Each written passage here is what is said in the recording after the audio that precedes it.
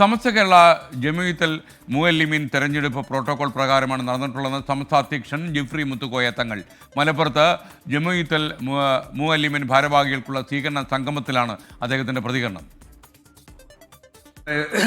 തിരഞ്ഞെടുക്കപ്പെട്ടതായ ഈ പണ്ഡിതന്മാർ സമസ്ത കേരള ജമീയത്തുൽ ഉലമയുടെ പോഷക സംഘടനയായ റേഞ്ച് ജമീയത്തുൽ ഉലമ, ആ ജമീയത്തുൽ മുഅല്ലിമീനിക്ക് നേതൃത്വം നൽകാനുള്ള ആളുകളാണ് ഇവർ.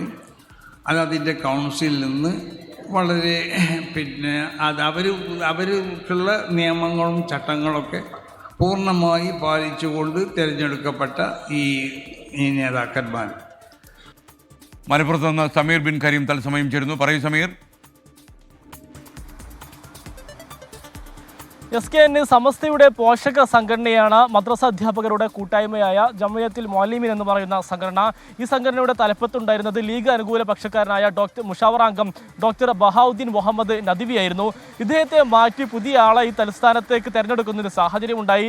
ഇതിനെതിരെ സമസ്തയിലെ ലീഗ് അനുകൂല പക്ഷം വലിയ വിമർശനം ഉന്നയിക്കുകയും അതിനെതിരെ പ്രതിഷേധ സംഗമം കഴിഞ്ഞ ദിവസം സുന്നി മഹലിൽ മലപ്പുറത്ത് നടത്തുകയും ചെയ്തിരുന്നു. ഇതിന് പിന്നാലെയാണ് ജിഫ്രി മുത്തുക്കോയ തങ്ങൾ നിലപാട് വ്യക്തമാക്കുന്നത്. ഈ മുഅല്ലിമീൻ എന്ന് പറയുന്ന സംഘടനയുടെ തെരഞ്ഞെടുപ്പ് നടന്നിട്ടുള്ളത് സമസ്തയുടെ കൃത്യമായ പ്രോട്ടോകോൾ പ്രകാരവും അതിന് നിയമങ്ങൾ പാലിച്ചുകൊണ്ടുമാണ്. അതുകൊണ്ട് തന്നെ ആ തരത്തിൽ അത് മുന്നോട്ട് പോവുകയും ചെയ്യുമെന്നുള്ളതാണ് ഏറ്റവും പ്രധാനപ്പെട്ട കാര്യം. അതുകൊണ്ട് തന്നെ ഈ വിമർശനങ്ങൾക്കും തന്നെ പ്രസക്തിയില്ല എന്നുള്ളതാണ് സമസ്ത അധ്യക്ഷൻ ജിഫ്രി മുത്തുക്കോയ തങ്ങൾ പറയാതെ പറയുന്നത് എന്നുള്ളതാണ്.